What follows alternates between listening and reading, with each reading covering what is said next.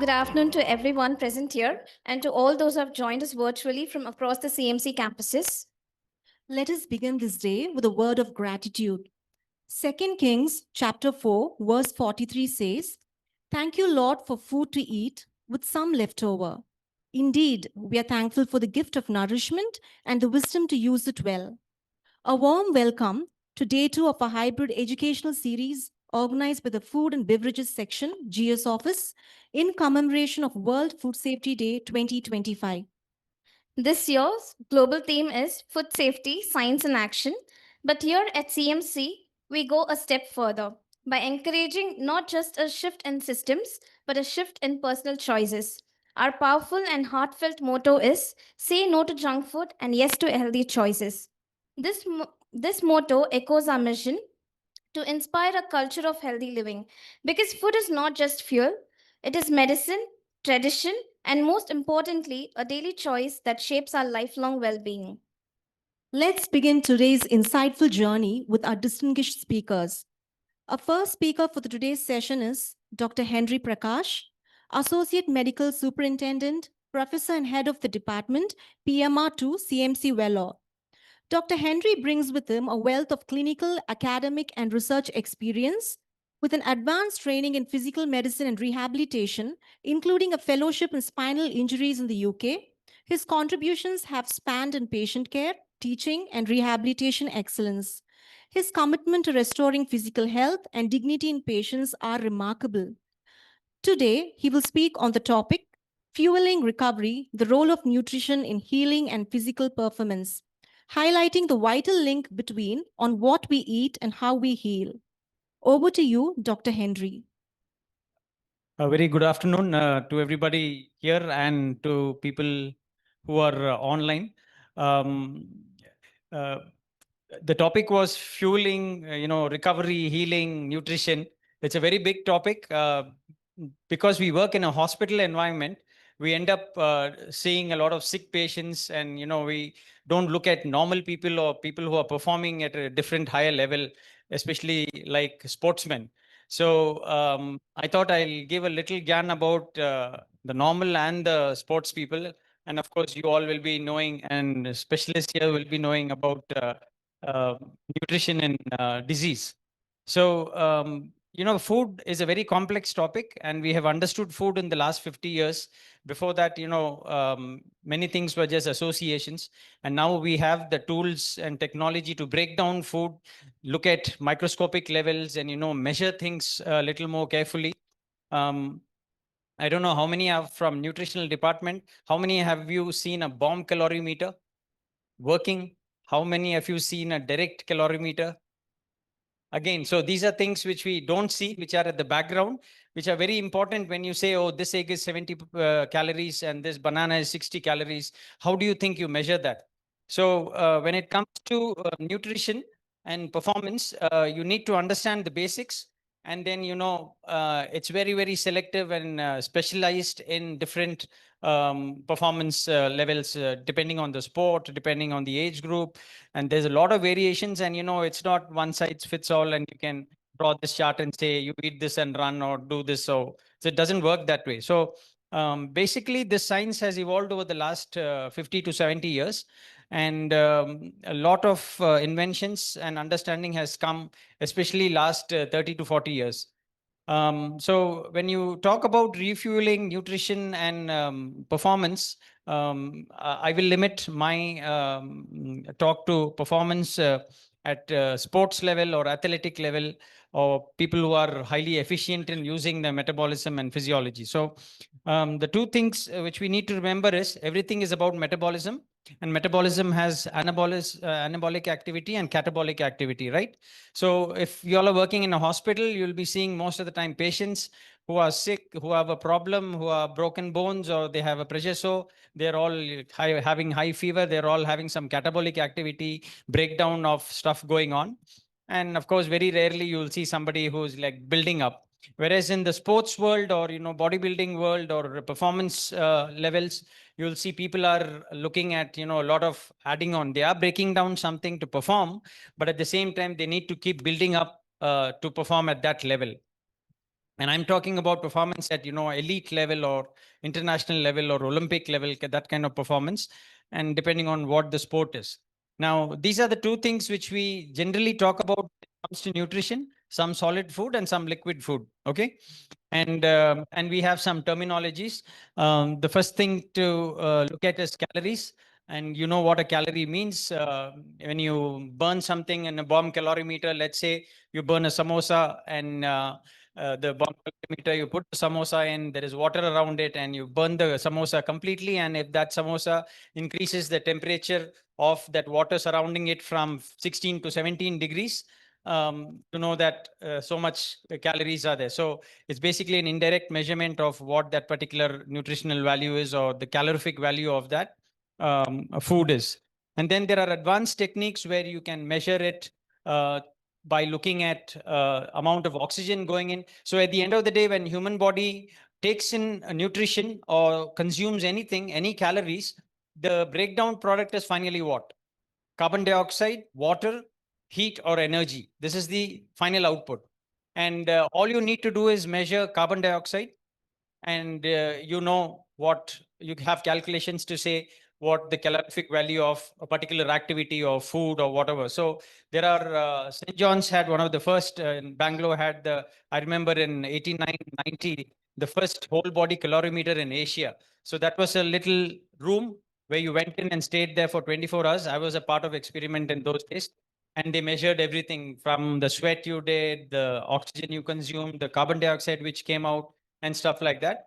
And then um, then based on those measurements, how much fluid I lost, how much carbon dioxide I breathed out, calculations were made as to my activity levels, and metabolic equivalents were given to whatever I did. So that was again 20, 30, 40 years back. Indirect, direct calorimetries were there. Now there are very, very advanced techniques where you can measure it very, very finely, very, very accurately. I don't know how many of you have heard about it. It's called the heavy water calorimetry. So basically, you take an isotope of water, D2O, it's heavy water, and an isotope of oxygen, which is 18O. So you give this comes as a water. It's very expensive, but the measurements are very accurate and very easy to do that way. So you give, along with the food and water the person is drinking, you give heavy water, and then you collect some urine at the end of whatever activities they are doing. And then you basically look at how much of isotope of oxygen has come out and how much of isotope of hydrogen has come out from D2O. And water comes out as urine and sweat, and from water vapor from your breathing. Whereas the hydrogen will come out through urine, sweat, and your water vapor from breathing, whereas your oxygen isotope will come out from the carbon dioxide you breathe. So you have a rough estimate of how much of carbon dioxide is, very accurate estimate of how much of carbon dioxide is coming out, and you know what the calorific value of that particular activity or what you ate did. So that's an extremely sensitive test. It's a gold standard, but because it's very expensive, only the elite researchers use that. So you need to understand what calorie is. Again, calorie in many places, when you pick up a food or drink, you will have KCAL, some will have CAL. By and large, these KCAL and CAL are interchangeable. It's all the Americans which caused the confusion. They are the ones who brought in the KCAL. And the next thing is to look at fluids. When you go to the ward, you're looking at fluid input, output, or when I'm doing a particular physical activity, I'm looking at how much fluid should I drink. Should I drink this? Should I drink that? Should I drink every half an hour? Again, water is the source of life. More than 70% of our human body, if you crush it, it'll boil down to just water, and rest will be all some minerals and chemicals. So water is 90%, 80% of your protoplasm in the cell. So it is very important to keep adequate amounts of water for all the chemical processes happening. Now, um, I will finish probably with, before that, all chemical process. So when we eat something, drink something, we are doing that to, build our body or to get energy from it. And by burning this particular thing, you're getting energy out of it. And when you break it down, what is all energy generation? If you want to go for a run, you need energy. Where is the energy coming from? Your glucose, your protein, your fats are getting burned depending on the level of activity. They are getting burned, and it's all a chemical process. And for chemistry, what you need enzymes, you need temperature, and you need pH. So these are the three limiting factors which you have in any chemical reaction, most of the chemical reactions. So if you have enough enzymes, if you have enough smart enzymes, fast enzymes, your reactions are faster. Depending on the kind of reaction, the temperature matters. So if I'm running in hot sun, after some time, my core body temperature will really become high. Or if you're seeing a patient who's got very high temperature, there'll be some malfunctioning, because beyond a certain temperature, your chemical reactions are not taking place properly. And of course, pH. If you're in a very acidic state, you're in trouble. We are very alkaline state, you're in trouble. So the homeostasis inside the body has to be maintained, and you have to have a level of pH temperature for all the enzymes to act, and you'll have a perfect system where you're producing energy pretty well. Now, what happens in physical training and performance is these rate limiting factors get tuned up. So if you're an ordinary sedentary person, you have some enzymes, some pH, some temperature, and the way they interact in a particular way. But as you train and become an elite athlete, all this changes, and you're able to utilize these three systems very well, and your energy production is extremely good. Of course, you have largest substrate of glucose, glycogen, and specialized fats and all those things. So one of the most common things you're asked is when you do extremely long distance running and physical activity is how much water should you drink? I'm sure in the ward you're going around and telling people also drink this, drink so much, look at the urine output and stuff like that. But by and large, most of the time, as children and as paramedical medical people, when somebody asks you randomly how much water should I drink, your answer is to drink 2 liters of water in a day, or you say 8 glasses of water. Do you know where that came from? Why do you say 8 glasses of litter? Your father said, grandfather said, somebody said before, and you continue to say the same thing. So again, a lot of this science came as associations before 1940s. Now we have, like I said, equipment and technology to look at it more carefully.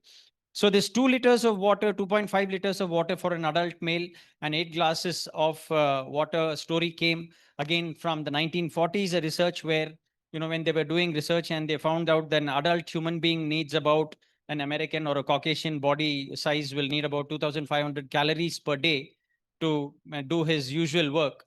And the females will be slightly less, and if they are pregnant, it's slightly more and stuff like that. So the water intake recommendations came then. So they said, okay, if somebody requires 2,500 calories of food to energy to survive, he probably needs 1 ml per calorie of water to hydrate himself and do the anabolism, catabolism, or whatever is happening to that person. So that's how that recommendation came, where they said that in a day you should have about 2.5 liters. So 2,500 calories, 1 ml per calorie, you get 2.5 liters. So that recommendation came as 8 glasses or 2.5 liters. But as time has gone by, things have changed, and we have other ways of measuring it. And then, if you look at Olympics and athletes in the early 1900s, the recommendations was do not drink, complete your event. That's the only way you can excel and get a medal or do it fast or finish it fast. So a lot of these athletes and cyclists were not drinking. They were going into slight so-called clinical dehydration, and they were finishing off the races. So that continued for a couple of years. And, then by 1950s, 60s, industry comes in, and a lot of recommendations since 1965 has come into the science of rehydration. So the first company was set up by somebody called Robert Kidd in the America. You all must have heard of that drink called Gatorade. Gatorade was the first sports drink which started, and it was started for the American football team called Gator. And the person's name was Robert Kidd, I think. So they put that together and said Gatorade. And they are the ones who first started making it, and it started selling in a huge way because in science and medicine, many times it's a company which makes a product and then publishes papers and pushes it and say this is what is good for health or this is what is good for performance. So they started selling quite a bit. All the athletes in America were latched onto it, and they made the recommendation saying that every half an hour if you're playing this game, every 45 minutes if you're running this event and all that. And a lot of sales was there. A lot of people were drinking a lot of Gatorade. And then there was a little bit of confusion, and then the American Sports College of Sports Medicine in 1980s came up some recommendation saying that for this particular sport you have to try and drink so much, should not get dehydrated, and they brought some recommendations. Then in the 1980s and 90s later, somebody from an interesting person called Timothy Noakes published a book called Waterlog, where he looked at data as to many. After the industry came in, a lot of people were drinking more than what they should be drinking, and there were a lot of deaths. And they wanted to look at why people were dying, and the most common cause they found was, especially in endurance events, that they were drinking too much. So what happens when you drink too much of fluids? Your sodium levels will go down. That is dilutional hyponatremia. So what was happening is somebody was running a marathon or a cycling event and they were drinking too much according to recommendations, and they were ending up with some seizures and there were some unexplained deaths. And he proved the point that since the industry came in, people were drinking way too much for that event and they were suffering. So that was again published with a lot of data. Then again, American College of Sports Medicine looked at those data sets and changed some recommendations. And then they said that so what Waterlogged Timothy Noakes said is, don't follow any recommendations. You drink to thirst. Whenever you're thirsty, you drink. Otherwise, don't drink. So then he said, it's your problem. You have to understand your body and drink as much. Then the American college said, no, that might not be safe for some people because when you're very excited, very tired, you end up drinking less. And they brought in some recommendations. But now the present recommendation is not that side or that side. You're in a middle path. You're supposed to, depending on the event or the kind of sporting you do and your training levels, there are some recommendations as to how much you should drink. And it's not one size fits all kind of a story. You have to make special recommendations. You need to understand what the person is, what the weather is, what the humidity levels are, wind flow is, and how much a person sweats. Some of you might be sweating more than me. Some are sweating 1/4 of my body. So it's a little constitutional also. So you need to measure that and start recommending. So that's the latest on hydration. But in medicine or in the ward, we generally go by blood pressure, urine output, and some clinical settings, and we say, okay, this is how much you should drink and stuff like that. In my ward, in a lot of brain injury patients, we see a lot of hyponatremia, and one of the simplest treatments for that hyponatremia is just restrict fluid intake. Sodium comes up and the patient is opening eyes. Otherwise, he was just sleeping and not arousable. So one of the most common clinical conditions you might also see when you see post head injury or post stroke patients. So that much for understanding fluids and how much you should. So read about it, see your patient, decide what the situation is, and accordingly recommend. The next thing is all about food. Again, food is burned down. Like I said, carbohydrates, fats, and proteins are burned down to carbon dioxide and water, energy, and heat. And that's how our body system works. And in the human body, it's mostly carbohydrate and fat, which is used for production of energy. Protein is never touched. Protein is the last one. If somebody's starving, dying without food for 2 weeks, then only the protein is used as an energy source. Otherwise, by and large, protein is not touched by the human body till then. Okay.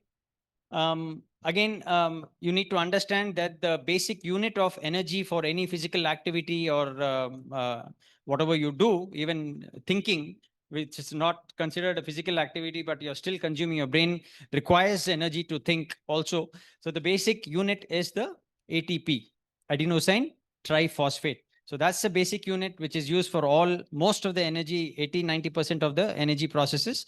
And it's got three phosphates, and it's got adenosine and a ribose molecule. And then when the phosphate moved out, it becomes ADP, and then a new phosphate joins, and that's the system which goes on. And a lot of ATP is produced in the mitochondria in the cell, which is the powerhouse of the human body.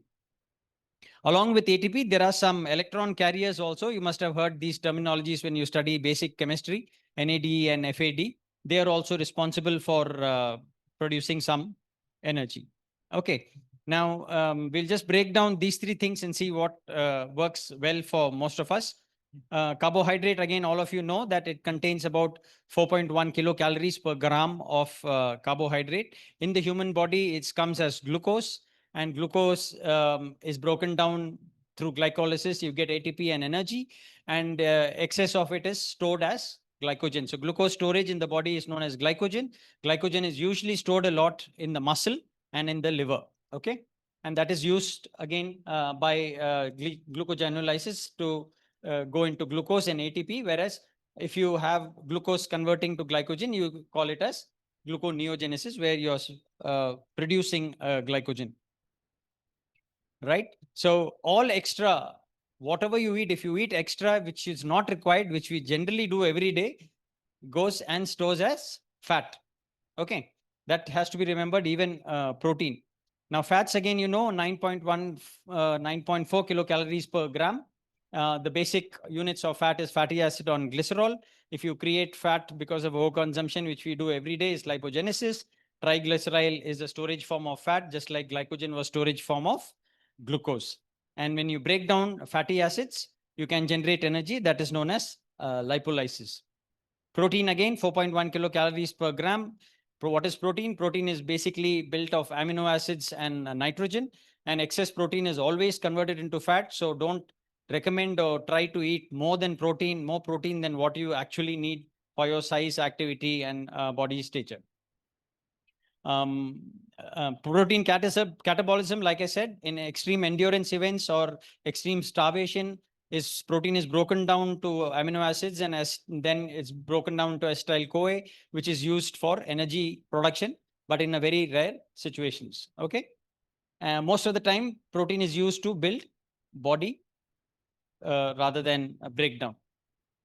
Now, we have other mechanisms of energy production. So you can have amino acids, glycerols, lactate, all these. Some of them are end products of energy production, which can be recycled into, again, forming glucose, which is known as gluconeogenesis. Now, why am I telling you all this? Because if you look at a normal 70 kg human, I am about 70 kgs. In my body, I have so much of storage capacity. So my liver can store up to about 450 kilocalories of glycogen. My muscle can store up to 2000 calories of glycogen. And, fat, liver does not have too much fat. A lot of adipose tissue, and the viscera has a lot of fat. So that's 7,000 kilocalories is kind of stored within a normal 70 kg person. And, fat is there in the muscle also. So altogether, a 70 kg ordinary person will have storages up to 7,500 calories. So you can go a long way with that 7,500 calories. Just because you didn't eat breakfast today morning and lunch today afternoon, that doesn't mean your calorie deficit. Your storage is huge, really huge. So it's like, it'll last you what? If you're spending 1,800, 2,000 calories per day, it'll last you for 4 days without eating a morsel or without eating 1 calorie. So there's a lot of stores in the human body, and it's designed in a very intelligent way to use it as and when the body requires it. So fueling, again, depends on what kind of activities you do. So I'll quickly go through this. So somebody who's a sprinter, right? He wants to do his activity very fast, and within 10 seconds, 15 seconds, his activity is over. He will have different muscle fiber types, and his metabolism and the needs and what he eats is going to be different, and how he trains for his and what he eats for that training is going to be different. So these are called type 2X muscle fibers, which are very fast glycolytic. They don't do too much of aerobic metabolism. They have a lot of stored ATP already in them, and they use that phosphocreatinine system where, you know, immediate energy production is there. They have a lot of mitochondria, and their muscles are quite rich with blood. So here the endurance level will be less, but your speed will be really high. And these people do some specific eating and drinking, which helps them to boost their stored ATP and the phosphokinase, creatine phosphokinase pathways. Okay, we'll come to that. What supplements do they use? So that's the fastest man on earth. And then next you'll see large fibers. Again, people who do intermediate kind of activity. If you, let's say, if you're a 800-meter expert runner, you're not running very fast, you're not running very long, but you need to run about 800 meters or a 3000-kilometer, 3-kilometer run. So you need a different system. They have a type 2A kind of muscle fibers. They have slightly different amount of myoglobin, different amount of mitochondria, and they work with both borderline with aerobic and anaerobic systems. And finally, you have your endurance, or people who do prolonged activity. They are cycling long distances, they're walking for 100 kilometers, they're running for 100 kilometers, working the whole day, things like that, where you have a different metabolism.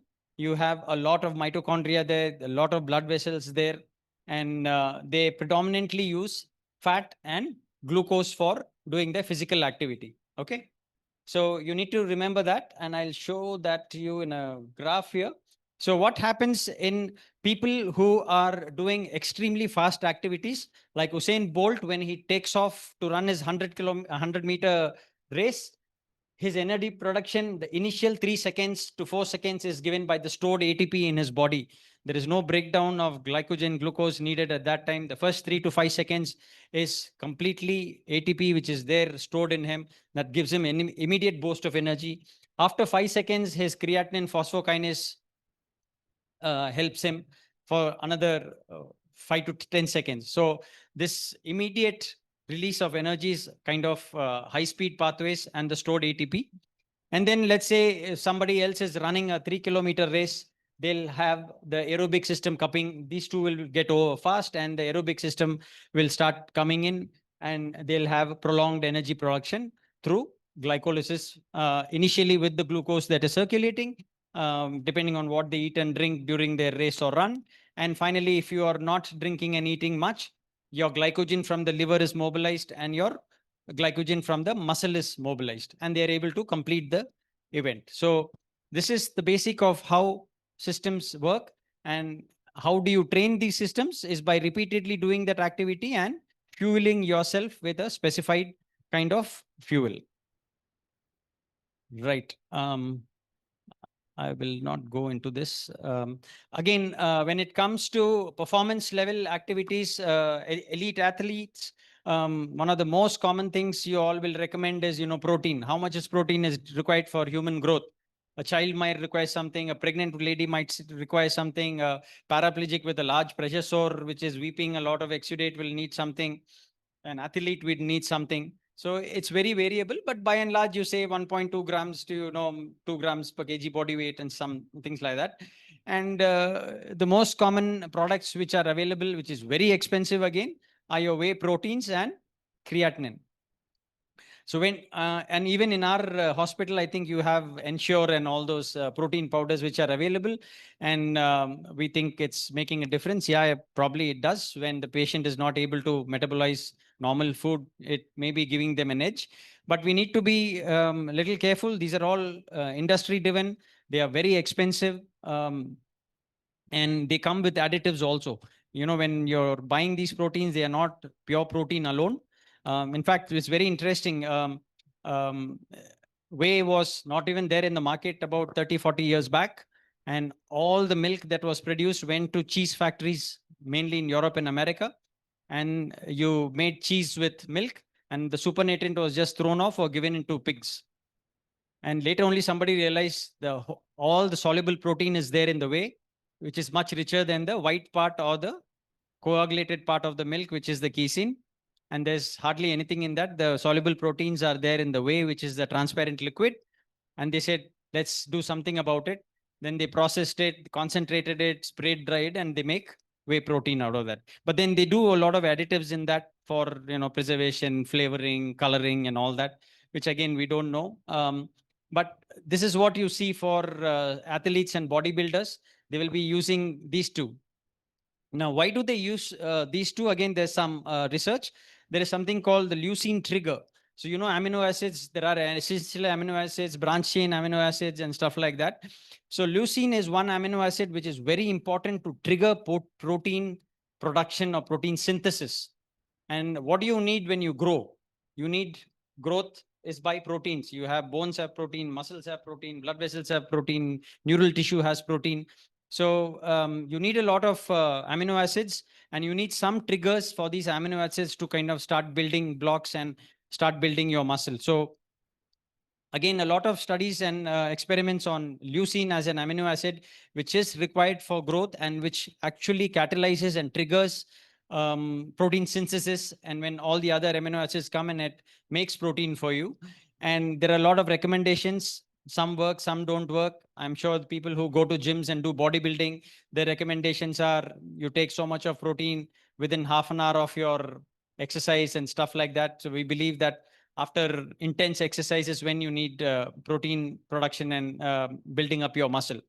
So leucine is again an amino acid which is found where meat, eggs, mostly fish, and milk products. Leucine is present, and that's done a lot of rounds, and people use that a lot to stimulate protein synthesis and build muscle. And muscle is required for all the processes because it's storing glycogen and it's immediately releasing a lot of energy. The bigger the muscle you have, better your performances is going to be, longer the endurance of your activity going to be. And the other thing is creatinine. You must have seen creatinine also is something which is available in the market and you can buy and eat it. You don't give it for malnourished patient or patients in the ward, but generally sports and athletes and bodybuilders use it a lot. Again, like I showed you, creatine phosphokinase is that initial reaction which I said gives you the edge in the second phase, that 5 to 10 seconds of the activity. So if you're kind of building a lot of muscle or running very fast or swimming very fast, that pathway comes in. And if you eat creatinine, your creatine phosphokinase pathways build up and they are stronger, and you're able to achieve that rapid um, physical activity quite well. So I think I'll stop with this. I've just reached my time. Nutrition is a very, very complex science. It's not easy to measure. Every time I talk, I say this, it's not easy to measure it. It's not easy to prescribe it till you really, really understand what that person is, what is he eating, what his metabolism is, what his activity levels are. Okay. And the moral of the story, in today's world, we have more than what we should be having. Your grandparents, they did not have a fridge. So they had milk and they finished the same day. They had some food and then they waited for it to come back again. Mango season means it only came in May and June. But now mango season is like 6 months. Watermelon this year was for almost 8 months. I remember when I joined CMC, watermelon was there only in May. You never saw watermelon anywhere else. But now for all 8 months, you see watermelon, same kind of watermelon available. So white revolution, that is milk production increased in the last 50 years in a big way. We all have milk, butter, cheese, curd always in our house. We are never short of it. And you have green revolution and GM foods and crops where the production is huge. And because the production is huge, storage in our houses is in huge. And because the storage is huge, consumption is huge. And you don't require it at that level. So eating intelligently is very important. Limiting calories is very important. A lot of studies where intermittent fasting, you must have read about it.